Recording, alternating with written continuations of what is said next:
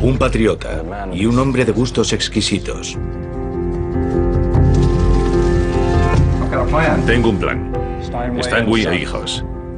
Es de mis hermanos mayores en los Estados Unidos. Siempre me ha traído buena suerte. He pensado un nuevo producto. Haremos salsa de tomate. Solo soy culpable de dirigir una empresa de éxito. La aviación es el futuro.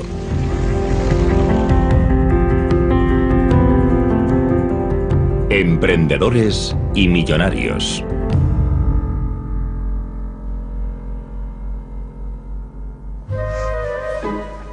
Henry John Heinz es el niño prodigio del mundo de los vegetales.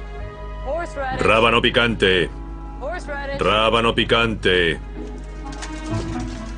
Me llevo un frasco. Sí, señor. Ya de niño era un buen vendedor. Al principio vendía en su barrio. Gracias. Después, al mundo. 40, 50, 60, 70, 80, 100. Puede llevarse este. Henry John Heinz revolucionó los hábitos alimenticios y culinarios del siglo XIX. Las viejas recetas de la familia son la clave de su éxito y han sido protegidas como secretos de Estado incluso hasta hoy. Su ketchup es famoso en todo el mundo. ¿Cómo logró Heinz hacerse tan popular? Me habría gustado mucho conocerle. Es mucho más creativo. Por eso destaca. Una y otra vez tuvo que enfrentarse a los duros golpes del infortunio. Pero siempre logró recuperar el optimismo.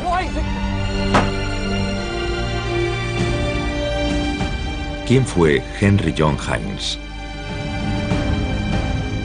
Henry John Heinz es una de las grandes figuras de la historia estadounidense y mundial.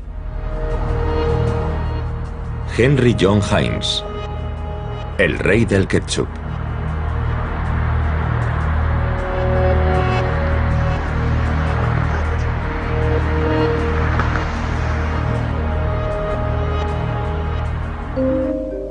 Pensilvania, costa este de los Estados Unidos. Henry John Heinz creció aquí, en el campo, a mediados del siglo XIX.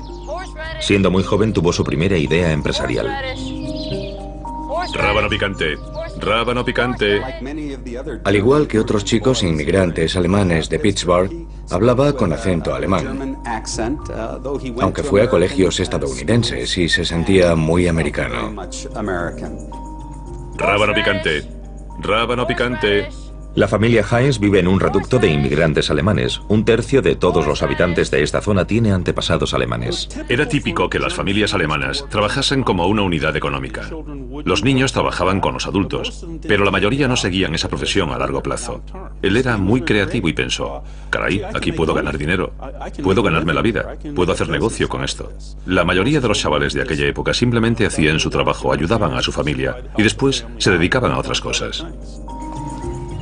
Rábano picante. Henry John Heinz solo tenía 15 años cuando empezó su negocio en el centro de Pittsburgh. Me llevo un frasco. Sí, señor. Empezó envasando rábano picante que su madre cultivaba en su huerto y vendiéndolo por las calles, donde empujaba un carrito, una carretilla exactamente. A la gente le encantaba su producto y él pensó, caray, probemos otras cosas. El amor de Henry por la jardinería queda patente en la primera foto que se conserva de él. Tiene los nudillos hinchados del duro trabajo. Horas antes y después del colegio trabajaba como un esclavo en su huerto.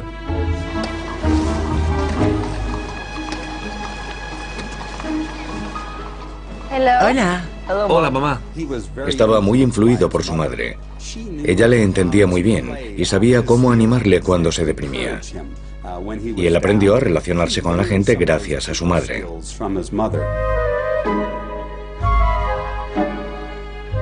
A los 20 años, Anna Margareta Heinz emigró desde Hessen, Alemania. Era una mujer muy estricta y muy trabajadora. Su madre era muy religiosa. Se convirtió al luteranismo y envió al joven Henry al seminario luterano cercano, con la idea de que algún día tal vez fuese pastor. Pero él abandona el seminario enseguida. Su mundo es de números y cálculos. Después iría a la Escuela de Negocios Duff's, aquí en Pittsburgh, que era una de las primeras escuelas de negocios de América. Ahí aprendería a llevar contabilidades y archivos, y creo que eso influiría en su vida posterior.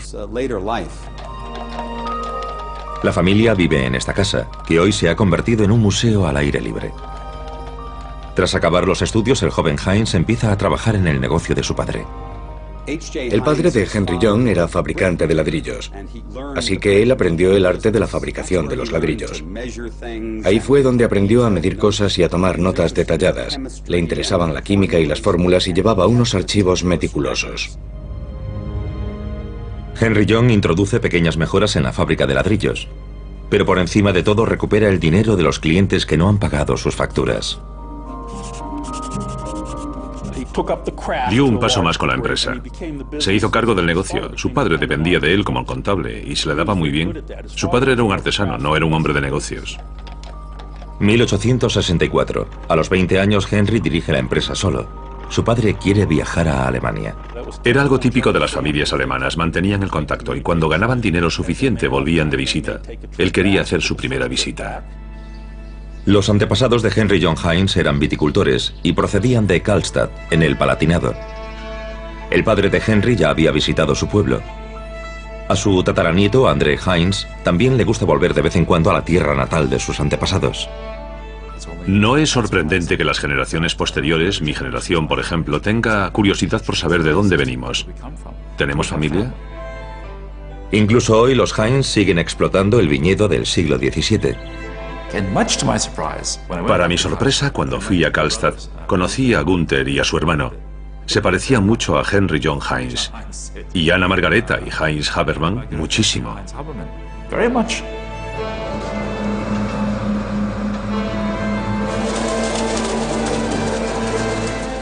Los viticultores vivían como una unidad económica. Anna Heinz Habermann todavía lo recuerda muy bien. Sí, yo tenía un cubito de unos 3 o 5 litros, no sé, y cortaba las uvas y las metía dentro. Y te sentías muy orgullosa cuando terminabas. Además te pagaban algo de dinero y eso no estaba mal. El padre de Henry John también había trabajado aquí y había transmitido a su hijo buena parte de sus conocimientos sobre las plantas. Una plantación de este tamaño solo puede llevarse adelante con la tecnología actual. Antes era imposible. La poda, que como pueden ver, aquí llega hasta la alambrada, lo es todo. Yo no sé hacer nada más. Y mis antepasados no sabían hacer nada más. Solo hay que saber el tamaño de la vid, la anchura. Hoy tenemos 2 metros o así. Y ellos tenían solo 1,30 m. Esa es la diferencia.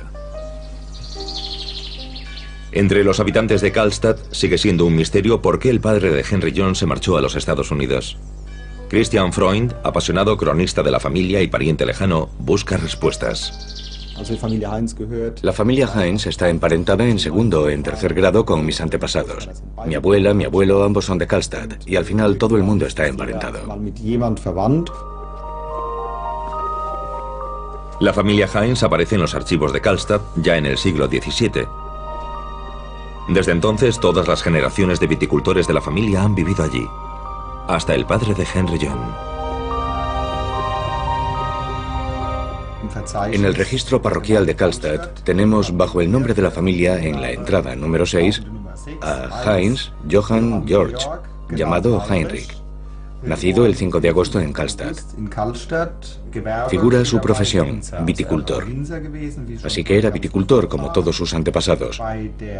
Su altura, que en esa época se incluía a menudo, era de 5 pies, 7 pulgadas y 11 líneas, es decir, un 1,59 actual. Pero debemos recordar que entonces la gente era más bajita que hoy. ¿Por qué se marchó de la idílica Karlstadt? Roland Paul dirige un archivo de inmigración en la región y ha reconstruido el viaje de 4 millones de habitantes del Palatinado a Pensilvania.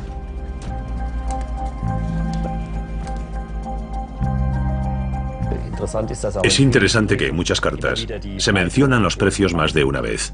Los precios y por encima de todo el salario diario que se ganaba como criado o lo que se ganaba con los productos de la granja y demás. Cosas como esas eran muy importantes en las cartas. En aquella época, varias familias de Karlstadt ya vivían en los Estados Unidos y muchas siguieron emigrando a finales del siglo XIX. Lo que atrajo a la mayoría de las familias emigrantes de Karlstadt a los Estados Unidos fue simplemente que algún tío ya vivía allí. Pensaban, iré allí y conseguiré yo también algo.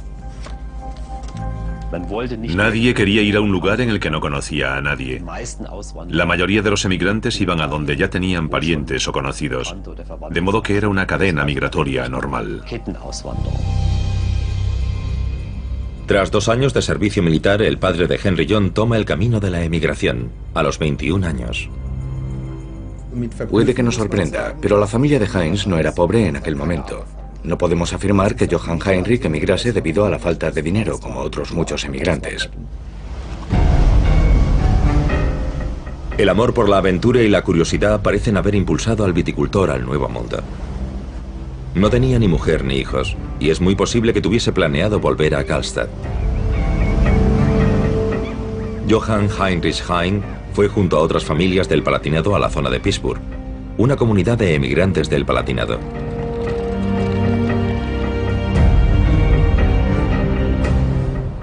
Quería fabricar ladrillos y empezó con un pequeño taller.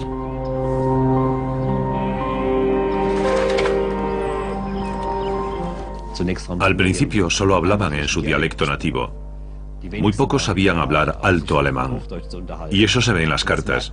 Escribían las cartas en su lengua materna. No habían ido mucho al colegio, así que simplemente escribían como hablaban.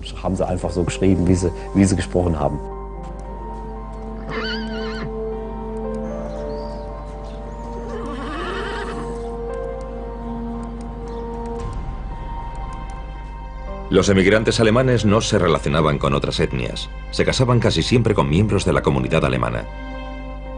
El padre de Henry John se enamora de Anna Margareta Schmidt, de Hessen. Se casan y tienen 6 hijos. Henry John es el mayor.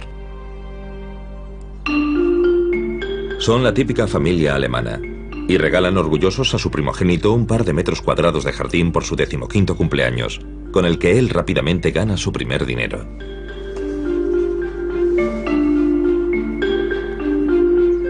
La fábrica de ladrillos proporciona buenos ingresos a los Heinz.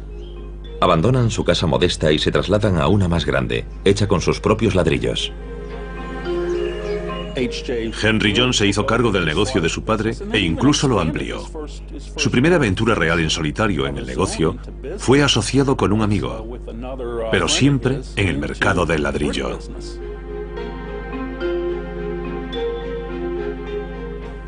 Henry era un hombre meticuloso, muy trabajador, y llevaba anotaciones detalladas. Llevaba diarios y libros de contabilidad. Pero no era solo un matemático. Tenía un lado humano. Manejaba tanto el lado derecho como el izquierdo del cerebro, o sea que ideaba las fórmulas de las cosas y llevaba los archivos. Pero también era una persona que se relacionaba con los demás. Pero al adulto Heinz le interesa algo más que la contabilidad y la fábrica de ladrillos. Empieza a buscar más ideas empresariales. Todos los documentos lo dejan bastante claro. Era una persona muy trabajadora y de grandes principios. Tal vez eso sea debido a sus buenas raíces calvinistas alemanas. Pero lo que más le interesa son las recetas de su madre. Él las pule, experimenta con ellas y huele un buen negocio.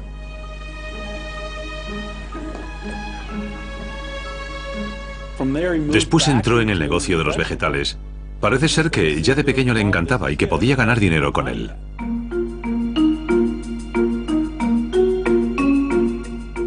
En 1869 fundó Heinz & Nobel Company, junto a L.C. Nobel, un amigo del barrio. Eran proveedores de las tiendas y restaurantes de Pittsburgh. Cada vez más gente se traslada del campo a la ciudad. Aquí falta espacio incluso para cultivar frutas y verduras. Y su negocio, vender rábanos picantes, encurtidos en general y chucrut. Una de las cosas que aprendió ya desde el principio era que la gente no confiaba demasiado en los productos enlatados ni en frascos de cristal. A veces enfermaban por comer los productos de otros. Así que Henry descubrió que no podía poner sus etiquetas en los tarros al principio. Ponía las etiquetas de otros, y si nadie enfermaba y a la gente le gustaba, ponía su etiqueta en el siguiente lote. Heinz y Nobel crece. La vieja casa en la que creció John Henry está vacía tras el traslado a la casa de campo. Heinz empieza a utilizarla, primero como lugar de producción. Contrata 2 amas de casa alemanas para limpiar y conservar los vegetales. El uso de métodos tradicionales para conservar y envasar significa que los productos duran más y que es más fácil transportarlos en jarras, tarros y latas.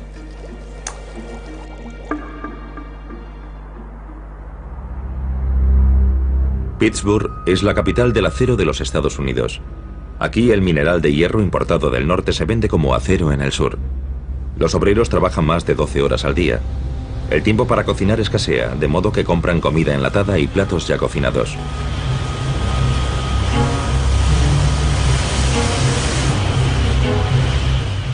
Unas 60 empresas de Pittsburgh viven de esta tendencia y ofrecen sus nuevos productos.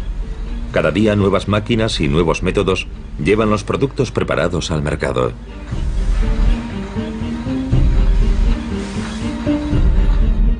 Se pasa a los rábanos picantes y a otras conservas y empieza a ganar mucho dinero. Dinero con el que se puede vivir y con el que puede casarse y ganarse la vida. Esto era muy importante.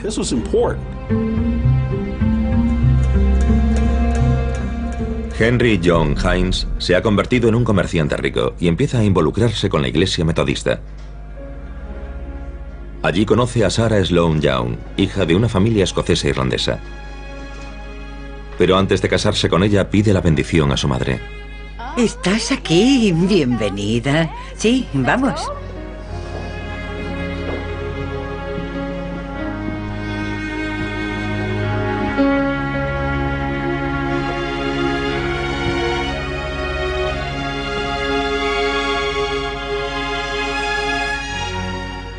Los negocios van bien y Heinz saca buenos beneficios. Lo reinvierte todo en la expansión de su empresa e incluso pide préstamos para comprar más verduras y procesarlas.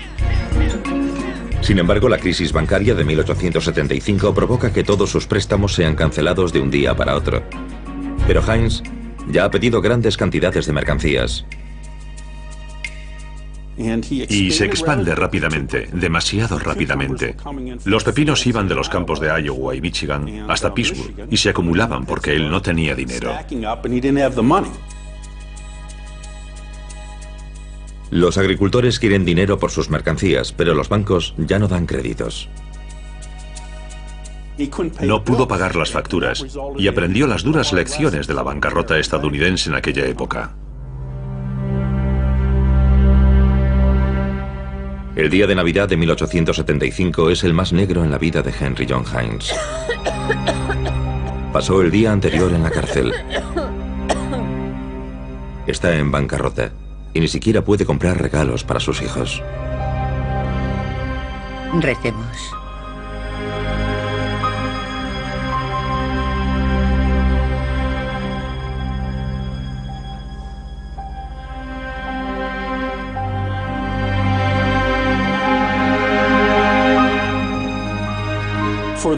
Para la familia esto es una verdadera vergüenza, especialmente para los germanoamericanos.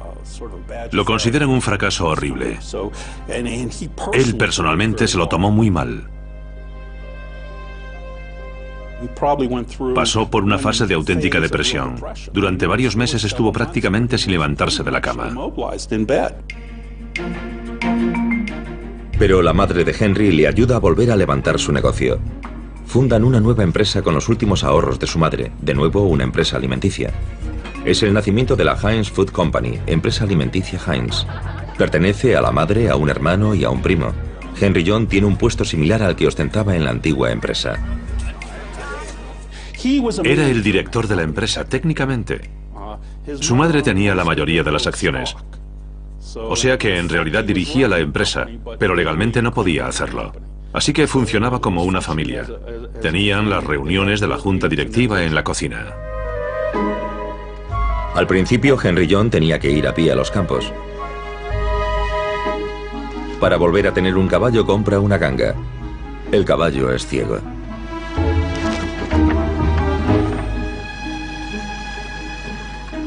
La nueva empresa crece lenta, pero segura. Henry John Heinz trabaja en todas partes, en el campo, en el procesado, en el almacén, en las ventas. La bancarrota le pesa enormemente. Con dificultades va recuperando la confianza. Le debía dinero a mucha gente de Pittsburgh, por las verduras y demás. Prometió que les pagaría a todos, aunque legalmente no tenía por qué hacerlo. Este fue uno de los aspectos clave de su vida. Se pasó 4 o 5 años pagando deudas a los agricultores, granjeros y proveedores. Heinz va probando una y otra vez con nuevos productos. En su época nadie sabe exactamente cómo se conservan los vegetales. Se cree que cuantas más especias se añadan, más durarán.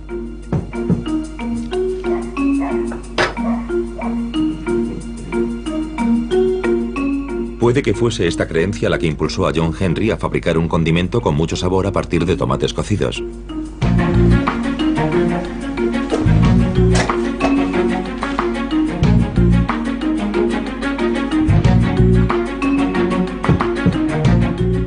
Por supuesto, su madre debe probarlo. ¿Será esta salsa de verdura roja la receta de su vida? ¿Madre? ¡Madre!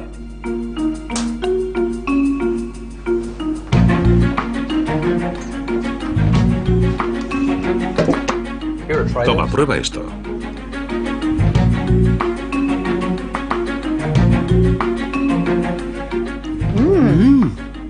¡Qué bueno!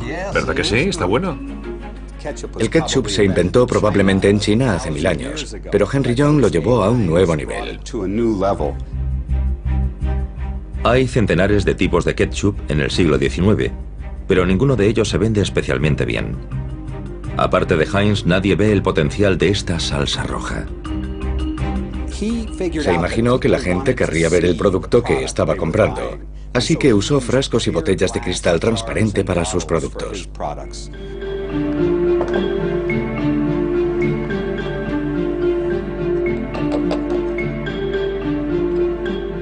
Aparte de la industria del acero, Pittsburgh también es un centro de fabricación de vidrio. Heinz decide no usar las botellas oscuras de sus rivales. El color rojo vivo del ketchup queda mejor dentro de un cristal transparente. Esto, sin embargo, supone un inconveniente. Si nos fijamos en una botella de ketchup, a veces se pone un poco oscuro y gomoso, como oxidado en la parte de arriba. Bien, él sabía que a la gente le disgustaría ver eso, así que colocó una etiqueta de papel cerca del cuello de la botella para que el producto tuviese un rojo bonito. La receta del ketchup sigue siendo un secreto profesional celosamente guardado, y es una desconcertante mezcla de sabor, superstición y experiencia. En el siglo XIX a menudo se comía con platos de carne. En invierno el ketchup se usaba para sustituir a las verduras frescas. A los alemanes en particular les gustaba el ketchup, porque tenía un sabor que combinaba el dulce y el amargo, que gustaba en particular a los inmigrantes alemanes. Y no a todos los estadounidenses les gustaba el ketchup en aquel momento.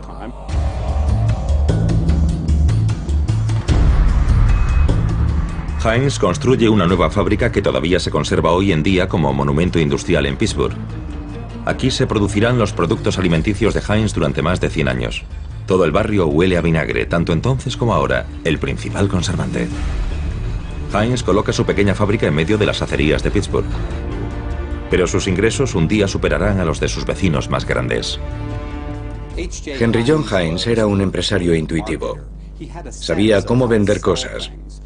Y, aunque no inventó el ketchup, lo vendió mejor que nadie en el mundo.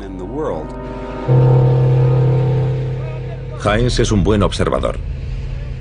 Reconoce las oportunidades de expansión que ofrece la red de ferrocarriles estadounidense, que permite un transporte de la carga a una escala sin precedentes. Heinz usa las nuevas rutas de transporte de dos maneras. Primera, para entregar una cantidad cada vez mayor de frutas y verduras. Y segunda, él mismo viaja en tren para promocionar y entregar sus productos. Atraviesa el país incesantemente, presentando sus productos y aceptando pedidos. Él creía que si la gente probaba su producto, lo compraría sin duda alguna. Y tenía un sistema complejo para que sus vendedores llevasen sus productos a las tiendas y fruterías en pequeños paquetitos de muestras. Tenía cucharitas de cartón con las que la gente podía probarlos y después tirarlas. Había diferentes platos y frascos que la gente podía probar en la tienda. Y cuando los probaban, les gustaban y los compraban. En un día, Heinz se las arregla para viajar varias veces desde Nueva York a Pittsburgh y volver. Viajar se convierte en su segunda pasión. Él le llama su universidad de la vida. Observa y toma nota de todo lo que ve en sus viajes. Recetas para crema para abrillantar calzado, tinta, inventos y productos para las cosechas. Son todas ideas que tal vez pueda usar comercialmente.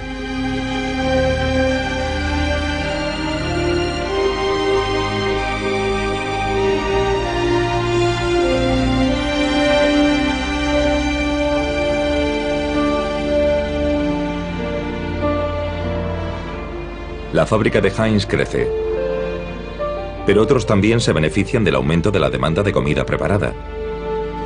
La competencia copia sus ideas y métodos. Muchos falsificadores aprovechan la tendencia y se suben al carro. Es un mercado libre sin reglas ni leyes.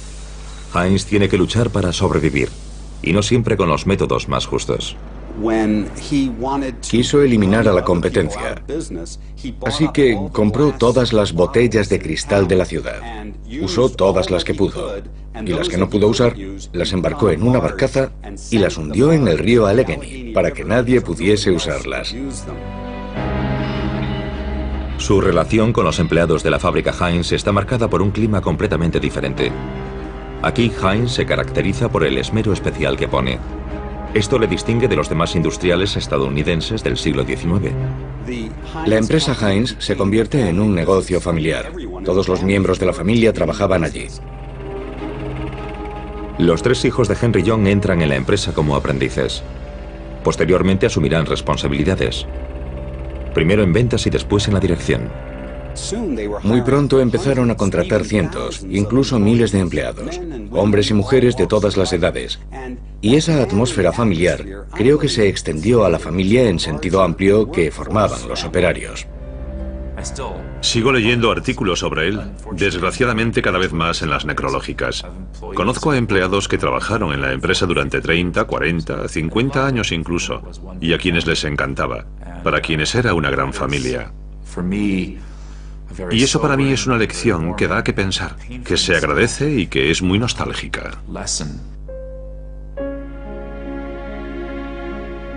Es probablemente la empresa más rara de los Estados Unidos.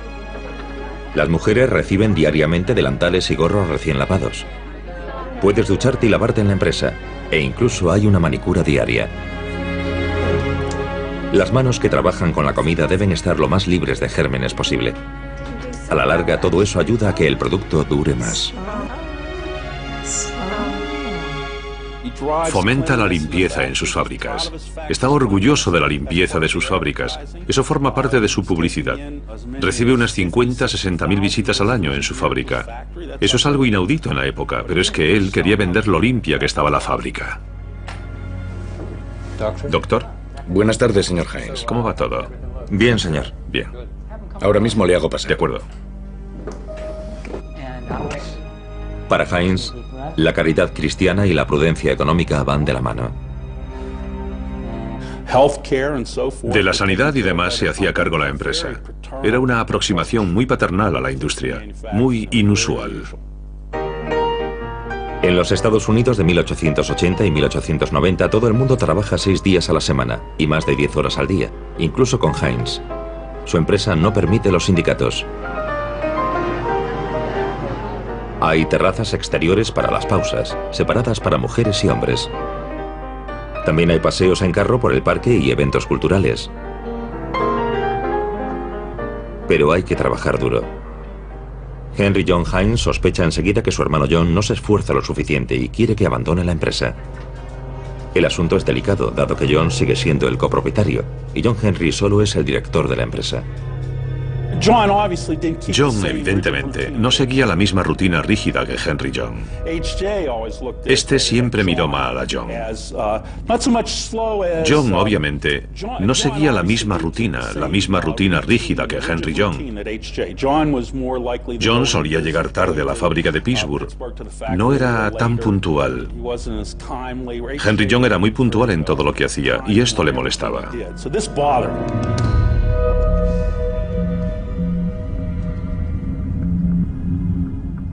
John Hines sale de la empresa y Henry John se queda con su parte. Por fin se convierte en propietario. Es una rivalidad entre hermanos y Henry John gana.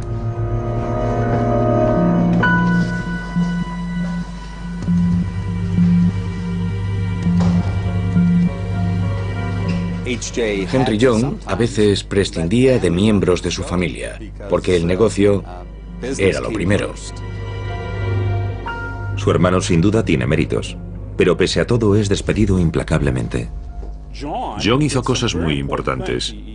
Inventó un selector de encurtidos, hizo toda la producción casera de vinagre, los generadores. Así que John hizo sus contribuciones. Era un hombre habilidoso.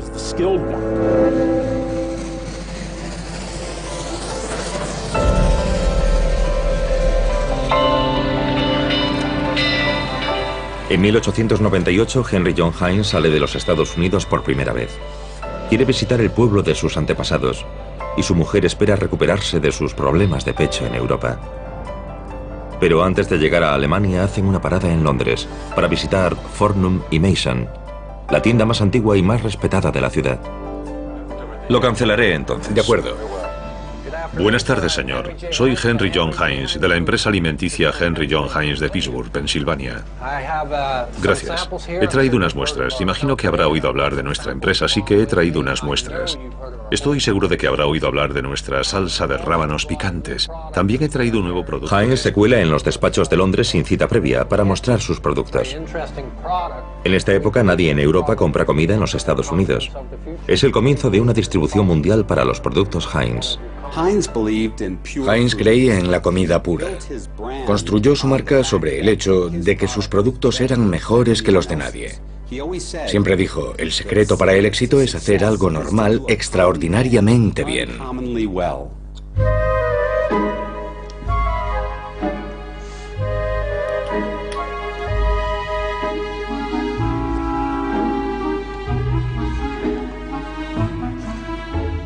Creo que nos los quedaremos todos.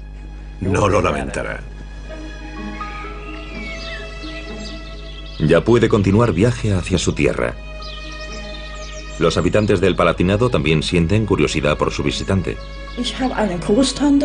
Yo tenía una tía abuela que siempre me había dicho que Heinz estaba en los Estados Unidos y que hacían salsa de tomate.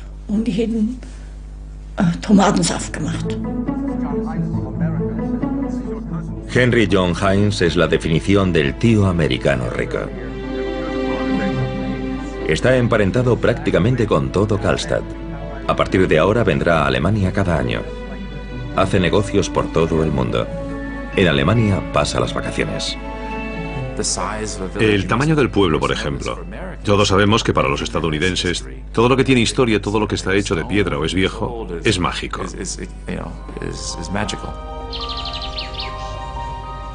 Heinz visita la iglesia en la que bautizaron a su padre.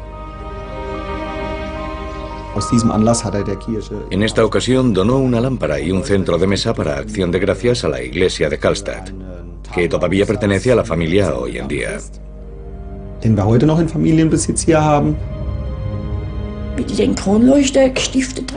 Fue todo un espectáculo cuando donaron la lámpara. Yo recuerdo que de pequeña la subían con una polea. Después renovaron la iglesia. Eso fue después de la Segunda Guerra Mundial. Desapareció, ya no está.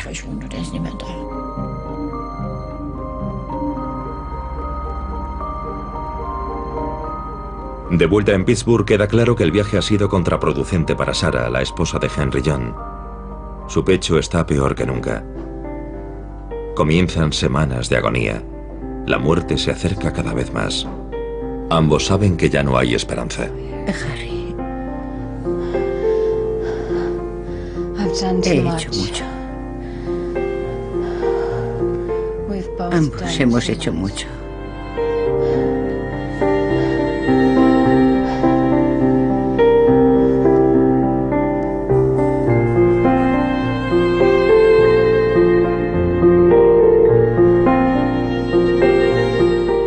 El desenlace tardó en llegar.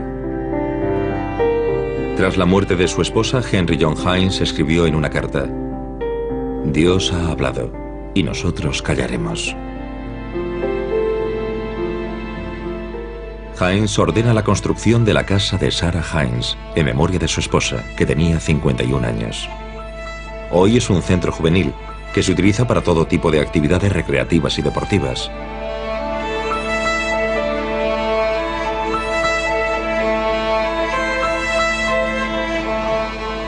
Heinz vive según sus principios religiosos y jamás volverá a casarse. Continúa con su ajetreada vida.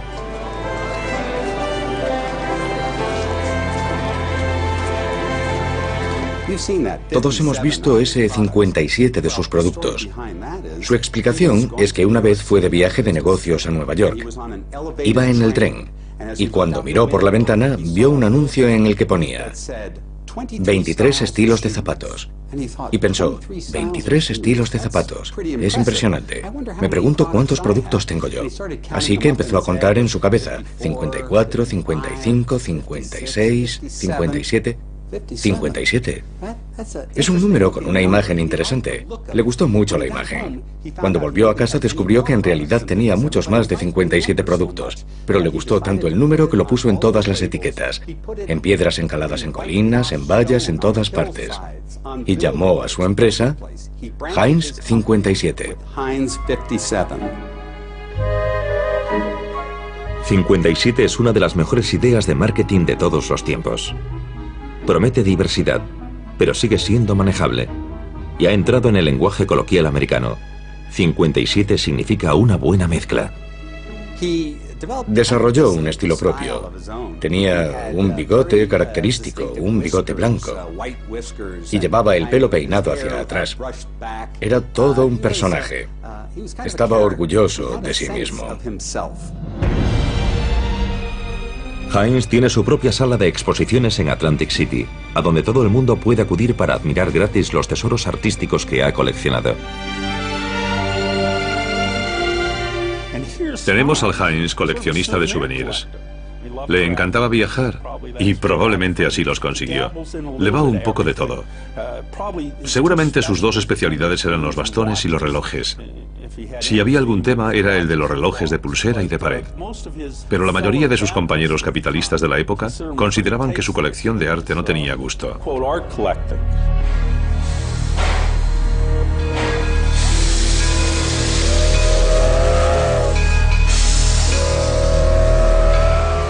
Por encima de todo, Heinz es inteligente. En 1905, Heinz vuelve a comprar la famosa casa en la que todo comenzó, que perdió en la bancarrota, y crea una promoción espectacular. Embarca la casa entera de una pieza en una barcaza y la envía kilómetros río Allegheny abajo hasta las instalaciones de su empresa.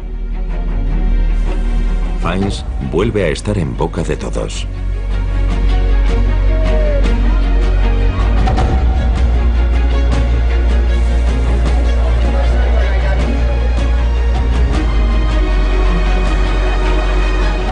En 1893, Heinz acudió a la Exposición Colombina, la Feria Mundial de Chicago, y le dieron un puesto, un stand para mostrar sus productos en el tercer piso. Bueno, nadie en la Feria Mundial subía 3 tramos de escaleras para ir hasta el tercer piso. Así que a Heinz se le ocurrió una idea en aquel mismo instante. Imprimió unas etiquetas de identificación de equipaje doradas. Tenían una especie de papel de aluminio dorado. E imprimió en la parte posterior: entréguela en el stand de Heinz en el tercer piso y le darán un regalo. Así que la gente que iba paseando veía el brillo del oro por el rabillo del ojo, lo recogía y decía: fíjate, podemos subir a por el regalo. Así que subieron las escaleras a centenares, a miles. Centenares de miles de personas subieron al tercer piso para buscar el stand de Heinz y vieron la pirámide de ketchup y de encurtidos. Fue el éxito de la feria.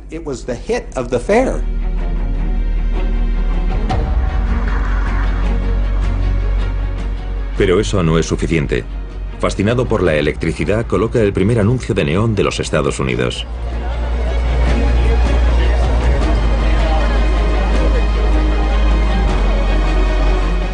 Siempre está entre los primeros en utilizar todas las innovaciones técnicas. Solo se resiste a usar conservantes químicos.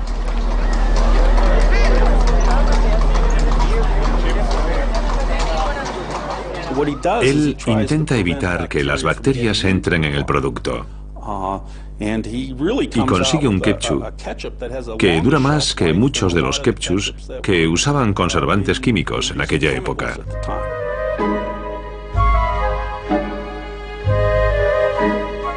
El laboratorio de la fábrica Heinz sigue estando curiosamente anticuado. Se prueba, se mide y se pesa, igual que en la cocina de su madre. Henry John Heinz confía en la experiencia del ama de casa.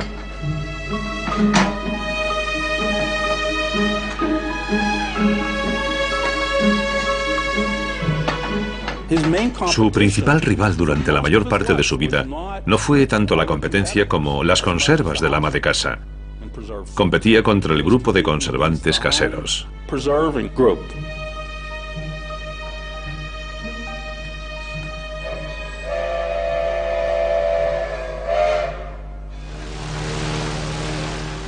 La demanda aumenta con la continua industrialización.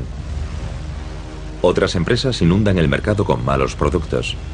Esos productos no son comestibles. Los consumidores se enferman, algunos se quedan ciegos. Las condiciones son catastróficas. Los trabajadores de las fábricas están explotados. Hay muchos accidentes en los mataderos de Chicago. Muere gente.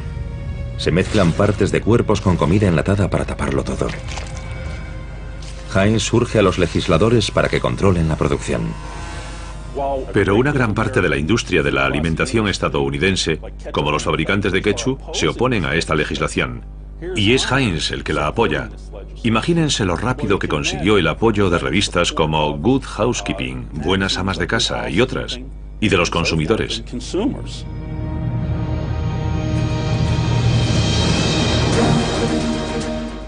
Tenemos a un industrial conocido que apoya una legislación como esta. Así que era una buena publicidad comercial y de marketing para él. Henry John Heinz comparte la opinión de su iglesia de que se necesita una nueva legislación. Los otros hombres de negocios están en contra, incluso el presidente Roosevelt, que no quiere regular el mercado libre. Heinz se enfrenta a la hostilidad de todos. Los dueños de los salones temen que venzan las iglesias y que se prohíba también el alcohol, y empiezan a boicotear el ketchup de Heinz. Heinz ni siquiera puede entrar en su fábrica sin que le insulten en la calle. Le he dicho que no quiero verle por aquí, así que fuera. No vuelva por aquí con esta porquería. ¿Pero qué está pasando aquí? Se convierte en un líder político del movimiento, lo que también ayuda a su empresa. Es la situación perfecta.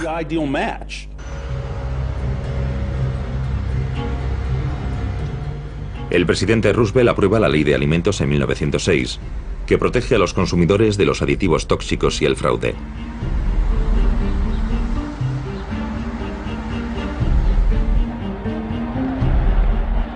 Roosevelt declara: un hombre debería poder beberse un whisky por la noche sin poner en peligro su salud.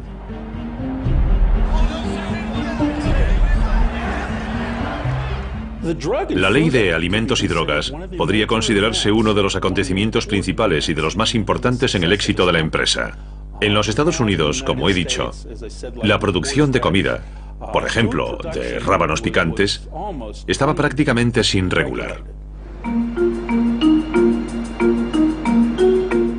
La mayoría de la competencia es incapaz de cumplir los nuevos requisitos lo suficientemente rápido, ni de cumplirlos siquiera.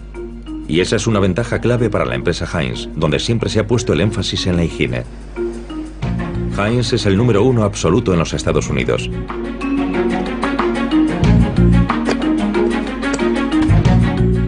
La demanda aumenta a medida que los clientes vuelven a confiar en los fabricantes.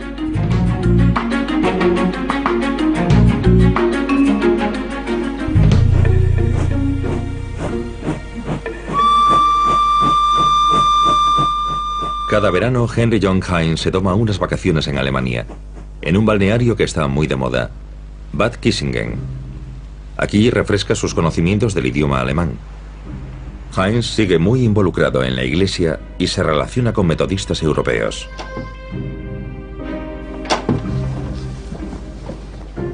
Pero el verano de 1914 la visita se convertirá en una pesadilla. Es ciudadano americano y de repente no se le permite salir de su habitación del hotel.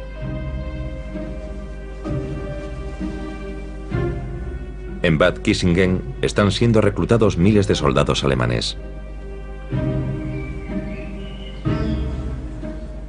La Primera Guerra Mundial ha comenzado y solo tras un gran esfuerzo Heinz consigue abandonar Alemania vía Holanda. Nunca regresará a Alemania. Incluso hace campaña para que los Estados Unidos entren en la guerra contra el Reich alemán.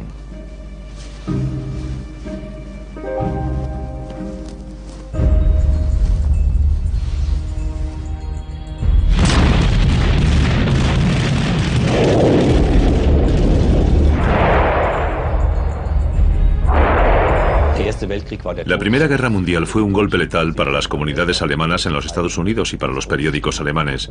Hay que recordar que alrededor de 1900, poco antes de la Primera Guerra Mundial, había más de 300 periódicos alemanes en los Estados Unidos. Esos fueron los primeros en desaparecer, para no volver jamás. En 1917 se prohibieron las clases de alemán en los colegios, se prohibió el culto religioso en alemán. Aquello fue un desastre porque mucha gente no entendía inglés. La situación fue mejorando gradualmente en los años 20, pero nunca volvió a ser lo que era. El alemán ha dejado de hablarse también en la familia Heinz, que rompe el contacto con Alemania.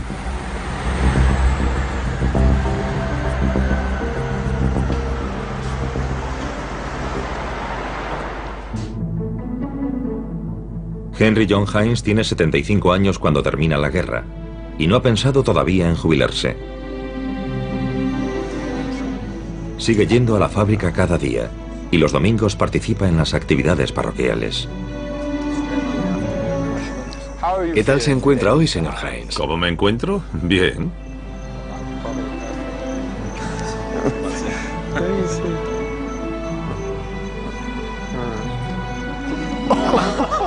Muy bien, increíble.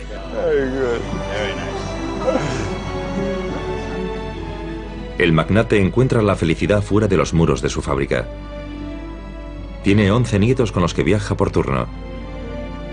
Y posteriormente muchos de ellos trabajarán en su empresa.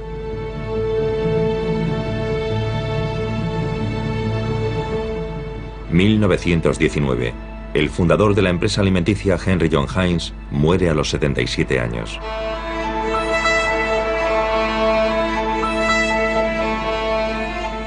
Sus trabajadores hacen una colecta y erigen una estatua en su honor, que todavía hoy se encuentra en el vestíbulo de la sede de la empresa.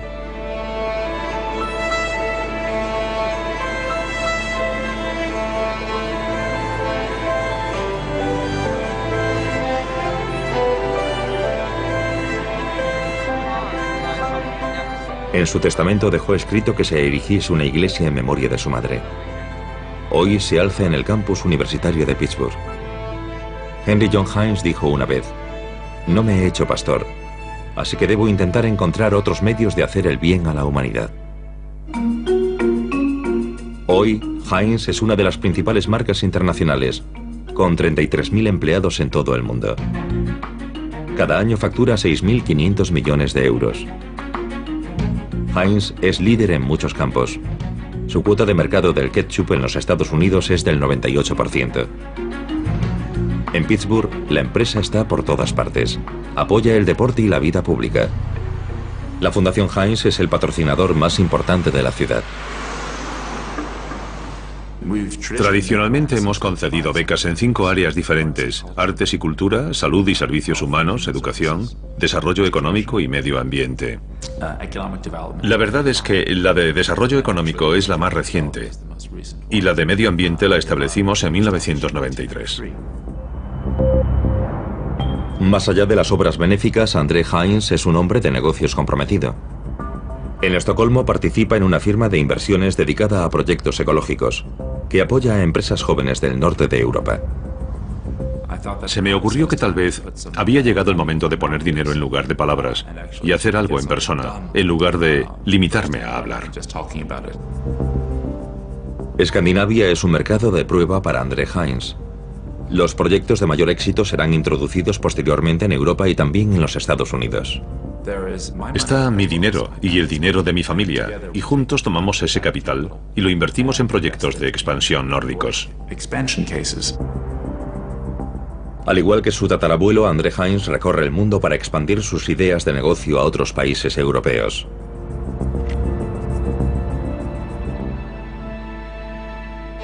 En 2002, André Heinz y sus hermanos retomaron el contacto con la parte alemana de la familia.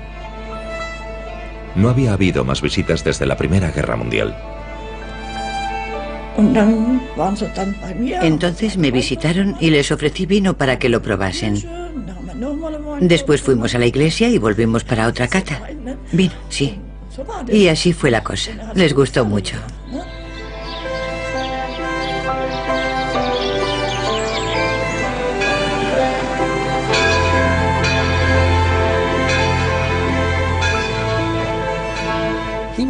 Fue una de las primeras personas que comprendió realmente el mercado global. Fue también alguien que comprendió el fenómeno de las marcas, lo importante que era un nombre y lo importante que era la confianza de un consumidor a la hora de crear un negocio. Y por supuesto la empresa Heinz, como lo fue durante su vida, creo que es una manifestación de su visión del mundo que se explica haciendo el bien con los demás. No hay lugar para ser indolente, ni para traicionar a nadie. Y a mí eso me gusta. I like that.